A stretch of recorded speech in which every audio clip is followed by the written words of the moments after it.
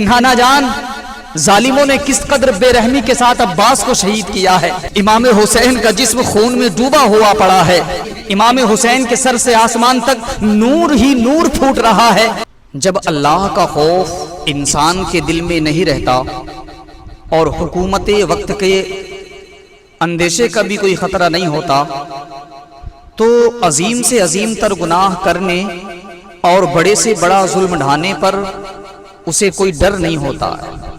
یہی حال ان یزیدیوں کا تھا کہ جن کے دل میں اللہ کا خوف نہیں تھا اور حکومت وقت کے اندیشے کا تو کوئی سوال ہی پیدا نہیں ہوتا، کیونکہ اسی کے کہنے پر یہ تمام معاملہ پیش آیا تھا اور انہیں اس بات کا بھی کوئی ملال نہیں تھا کہ رہتی دنیا تک انہیں کس نام سے یاد کیا جائے گا۔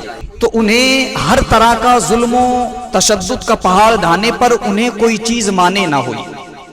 امام حسین کو نہ صرف یزیدیوں نے بے رحمی سے شہید کیا بلکہ آپ کے جسم اقدس سے کپڑے بھی اتار لیے۔ آپ کے جسم اقدس پر گھوڑوں کو دوڑایا گیا۔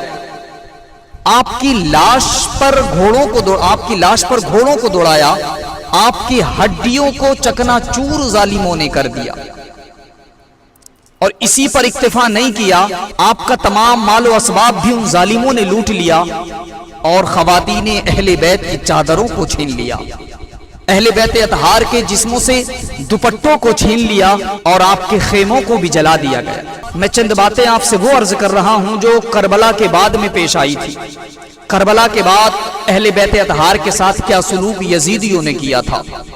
جب یہ معاملہ ہوا تو شمر اور خولی وغیرہ کے ساتھ امام حسین کے سر اور آپ کے دیگر ساتھیوں کے سروں کو کوفہ کی جانب بھیج دیا گیا۔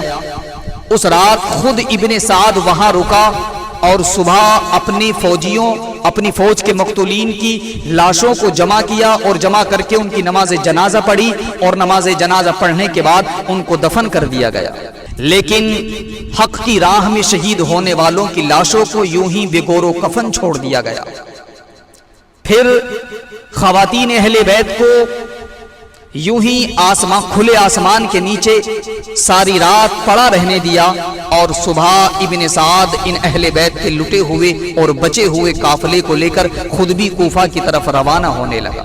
یزیدی فوج کے سپاہی کا بیان ہے کہ جب یہ لٹا ہوا قافلہ گزر کر کربلا سے جا رہا تھا، سیدہ زینب جب امام حسین کی لاش کے پاس سے گزرتی ہیں تو سیدہ زینب درد بھری آواز میں کہتی ہیں، واہ محمدہ واہ محمدہ، اے نانا جان اللہ اور فرشتوں کا درود و سلام ہو آپ پر۔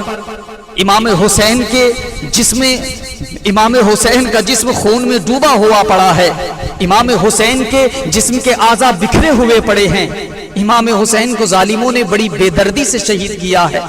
واہ محمدہ واہ محمدہ، آپ کے گھر والوں کو، آپ کے گھر کے بچوں کو قیدی بنا کر کے لے جایا جا رہا ہے۔ جب سیدہ زینب نے یہ الفاظ کہے تھے، کربلا میں اپنے اور بیگانوں کی آنکھوں سے آنسو جھلکنے لگے تھے۔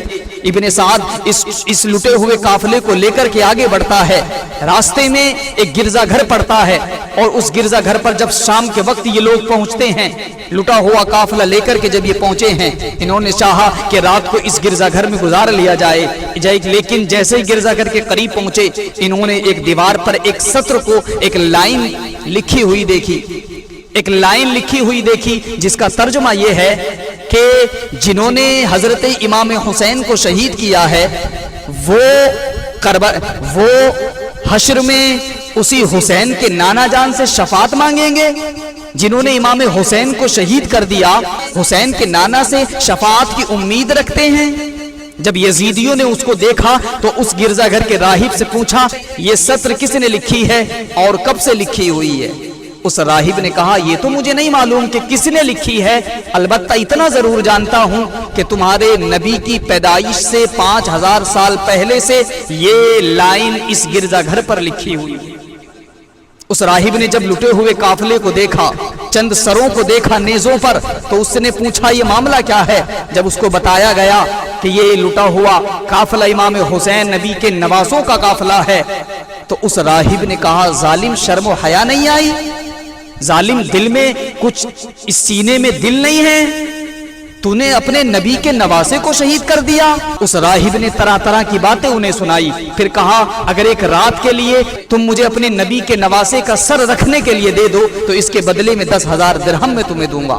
وہ لوگ تیار ہو گئے کہ ہمیں رات تو کاٹنا ہے، 10,000 درہم ملتے ہیں، اس سے بڑی اور کیا بات ہے۔ انہوں نے دے دیا کہ صبح صحیح سلامت اس سر کو ہمارے پاس واپس کر دینا۔ اس راہب نے امام حسین کے سر اقدس کو لے کر کے ایک اچھی جگہ اپنے خاص کمرے میں چلا گیا اور صاف ستھری جگہ پر امام حسین کے سر اقدس کو رکھا اور امام حسین کے چہرے سے گرد و غبار کو ہٹایا، خون کے جو قطرات تھے انہیں صاف کیا اور عطر و کافور کی خوشبو سے امام حسین کے سر اقدس کو منور کر دیا، معطر کر دیا۔ وہ راہب امام حسین کے سر اقدس کا ادب و احترام کر رہا ہے۔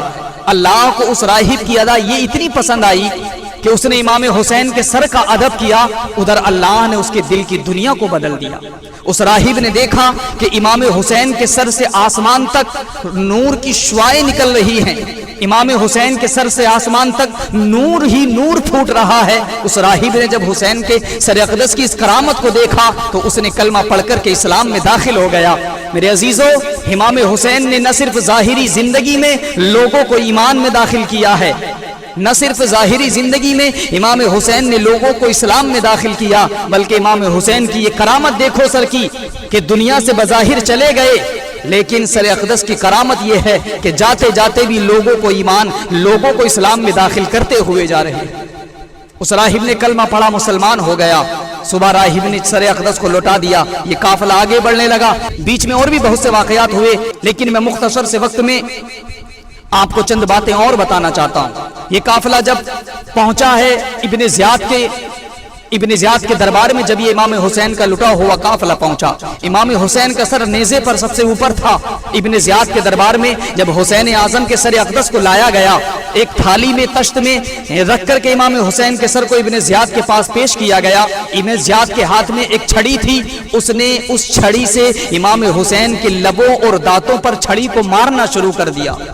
جب یہ ظالم نے یہ حرکت کی، اس وقت ایک حضور کے صحابی جن کا نام زید بن ارقم ہے، وہ کھڑے ہوئے اور آنکھوں میں آنسو لے کر کے کہنے لگے، ظالم شرم و حیا نہیں آتی؟ میں نے خود اپنی آنکھوں سے دیکھا ہے کہ جن لبوں پر تو چھڑی کو مارتا ہے، آقا کریم ان لبوں کو اپنے لبوں سے چوما کرتے تھے، حضور ان لبوں کو اپنے لبوں سے بوسہ دیتے تھے۔ ظالم بدبخت رک جا، تو یہ کیا حرکت کر رہا ہے؟ لیکن اس نے زید بن ارقم جو کہ ایک بزرگ صحابی تھے، ان سے کہا اگر تم عمر دراز نہ ہوتے تو تمہارا سر ابھی قلم کر دیتا۔ اس کے بعد اور بھی باتیں ہوئیں۔ اس کے بعد ابن زیاد نے اس لٹے ہوئے قافلے کو یزید کی طرف دمشق بھیج دیا۔ یہ لٹا ہوا قافلہ دمشق جا رہا ہے، اور یزید کے دربار میں جب یہ لٹا ہوا حسین کا قافلہ پہنچا تو جب امام حسین کے سر اقدس کو یزید کے پاس لایا گیا تو اس وقت یزید نے غم کا اظہار کیا، یعنی کہ اس نے یہ ظاہر کیا کہ مجھے امام حسین کی شہادت کا غم ہے، لیکن یہ حقیقت نہیں ہے، اسے امام حسین کی شہادت کا غم نہیں تھا۔ اس لیے کہ اگر امام حسین کی شہادت کا غم ہوتا تو جنہوں نے امام حسین کو شہید کیا تھا ان سے بدلہ بھی لے سکتا تھا، لیکن یزید نے قاتل حسین سے بدلہ نہیں لیا۔ جنہوں نے امام حسین کو شہید کیا ان سے بدلہ نہ لینا اس بات کی دلیل ہے کہ یزید امام حسین کے خون سے راضی تھا۔ اگر راضی نہ ہوتا، امام زین العابدین سے کہتا ہے کہ جو ہوا سو ہوا، اب بتائیں کرنا کیا ہے؟ چونکہ اس سے پہلے انہوں نے چند دن یزید نے امام حسین کے اس قافلے کو قیدی بنا کر کے رکھا، سیدہ زینب کو اور آپ کے ساتھ جو بچے تھے بیمار زین العابدین، ان تمام کو قید میں رکھا، اور قید میں رکھنے کے بعد جب لوگوں کو ظاہر ہونے لگا، لوگوں کے سامنے یزید کا پردہ فاش ہونے لگا کہ اس ظالم بدبخت نے اہل بیت کا قتل کیا ہے، اہل بیت اطہار امام حسین جو کہ نبی کے نواسے ہیں انہیں شہید کیا ہے، تو لوگ اس کی بغاوت پر اترنے لگے، لوگ بغاوت پر آنے لگے۔ تو جب مرجان نے یہ دیکھا تو یزید سے کہا کہ اگر یہی چلتا رہا تو دمشق والے تمہارے خلاف کھڑے ہو جائیں گے، اس لیے میں یہ چاہتا ہوں کہ زین العابدین اور اس کے ساتھ کی عورتوں کو مدینہ روانہ کر دیا جائے۔ اب جب یزید نے امام زین العابدین کو بلایا اور بلا کر کے کہا کہ اب آپ بتائیں، جو ہونا تھا وہ ہو گیا، اب آپ کیا چاہتے ہیں؟ میں اس وقت امام زین العابدین نے کہا کہ میں یہ چاہتا ہوں کہ تم، میری 3 شرطیں ہیں۔ امام زین العابدین نے فرمایا کہ میری 3 شرطیں ہیں، ایک تو یہ کہ ہمیں صحیح سلامت مدینہ پہنچا دیا جائے، دوسرا یہ کہ جنہوں نے امام حسین کو شہید کیا ہے ان سے بدلہ لیا جائے، اور تیسرا یہ کہ مجھے دمشق کی مسجد میں خطبہ دینے کی اجازت دی جائے۔ یزید نے کہا کہ 2 چیزوں کی تو اجازت دیتا ہوں، مسجد میں، دمشق کی مسجد میں خطبہ دینے کی بھی اجازت ہے، اور صحیح سلامت مدینہ بھی پہنچا دیا جائے گا، لیکن حسین کے قاتلوں سے بدلہ میں نہیں لے سکتا ہوں۔ مجھے بتائیں، حاکم وقت ہو، وقت کا بادشاہ ہو، اور وہ یہ کہے کہ میں بدلہ نہیں لے سکتا، یہ سمجھ میں آنے والی بات ہے؟ کچھ لوگ یزید کی طرفداری کرتے ہیں نا، کچھ لوگ کہتے ہیں کہ بھئی یزید تو حسین کے خون پر راضی نہیں تھا، اس نے تو بعد میں غم کا اظہار کیا، لہٰذا یزید پر لعن طعن نہیں کرنا چاہیے، یزید کو برا نہیں کہنا چاہیے۔ میرے عزیز، وقت کا حاکم ہو تو اس کو خود یہ کہنا چاہیے تھا کہ آپ کی بات ٹھیک ہے، آپ نہ بھی کہتے تب بھی میں قاتل حسین سے بدلہ لیتا، تب بھی میں قاتل حسین کو یوں نہیں چھوڑتا، انہیں سزا دیتا۔ لیکن یزید کا یہ کہنا کہ میں اس بات پر قادر نہیں، میں یہ نہیں کر سکتا، یہ اس بات کی دلیل ہے کہ حسین کے خون سے راضی تھا۔ بہرحال یہ تمام معاملہ جب ہو گیا، یہ لٹا ہوا قافلہ مدینے پہنچ گیا، اور مدینے پہنچنے کے بعد سب سے پہلے حضور صلی اللہ علیہ وسلم کی قبر انور پر یہ لٹا ہوا قافلہ پہنچتا۔ وہ امام زین العابدین، وہ بیمار زین العابدین جو ابھی تک خاموشی کا مجسمہ بنے تھے، جن کی نگاہوں میں ساری کربلا موجود تھی، جنہوں نے حسین کو لٹتے ہوئے دیکھا تھا، عباس کے بازوؤں کو کٹتے دیکھا تھا، علی اصغر کے حلق پر تیر لگتے دیکھا تھا، سیداؤں کے ساتھ یہ بدسلوکی کرتے ہوئے ظالموں کو دیکھا تھا۔ زین العابدین کی آنکھیں اشکبار ہونے لگی۔ جب حضور صلی اللہ علیہ وسلم کی قبر پر زین العابدین پہنچے ہیں امام زین العابدین، تو سب سے پہلے حسین کا سلام عرض کرتے ہیں، اور سلام جیسے ہی عرض کرتے ہیں، مدینے کے لوگوں کو خبر ہو چکی تھی کہ کربلا سے لٹا ہوا اہل بیت کا قافلہ آ رہا ہے، سارے لوگ آنے لگے، اور امام زین العابدین سلام کرنے کے بعد اتنا زار و قطار روئے ہیں، اتنا روئے ہیں کہ اہل مدینہ کی آنکھوں سے آنسو نکلنے لگے، سب ایک قیامت نما ماحول برپا ہو گیا۔ امام زین العابدین اتنا روئے، ساری داستان کربلا نانا جان کو قبر پر بیٹھ کر کے سنائی کہ نانا جان، ظالموں نے کس قدر بے رحمی کے ساتھ عباس کو شہید کیا ہے، کس طرح حسین اعظم کو ظالموں نے شہید کیا ہے۔ ساری داستان کربلا امام زین العابدین نے اپنے نانا جان کی قبر انور پر بیٹھ کر کے سنائی ہے۔ اس کے بعد امام زین العابدین کے بارے میں تاریخ میں یہ آتا ہے کہ ساری زندگی امام زین العابدین کبھی مسکرائے نہیں ہیں۔ لوگ پوچھتے کہ اے امام، جو کربلا میں ہوا وہ ہو گیا، کم از کم اب صحیح طریقے سے جی لو، اب بچی کچی زندگی صحیح طریقے سے گزار لو، اب جو ہوا وہ تو واپس نہیں آ سکتا۔ امام زین العابدین فرماتے، تم مجھ سے کہتے ہو کہ میں مسکرا لوں، تم مجھ سے کہتے ہیں کہ میں اپنے چہرے پر مسکراہٹ لے آؤں، اس زین العابدین سے کہتے ہو کہ جنہوں نے حسین کو شہید ہوتے دیکھا ہے، اس زین العابدین سے کہتے ہو جنہوں نے علی اکبر کی جوانی کو لٹتے دیکھا ہے، اس زین العابدین سے کہتے ہو جنہوں نے اہل بیت اطہار کے ساتھ بدسلوکی ظالموں کو کرتے دیکھا ہے۔ امام زین العابدین کبھی زندگی میں واقع کربلا کے بعد مسکرائے نہیں ہیں۔ امام زین العابدین جب کسی راستے سے گزرتے اور کوئی قصاب کی دکان پڑتی تو قصاب زین العابدین کو دیکھ کر کے گوشت پر کپڑا ڈھک دیا کرتے تھے، اس لیے کہ امام زین العابدین کی نظریں جب گوشت کے ٹکڑوں پر پڑتی تھی تو امام زین العابدین کی آنکھوں سے آنسو نکلنے لگتے تھے کہ ظالموں نے کس طرح بے دردی سے میرے گھر والوں کو شہید کیا ہے۔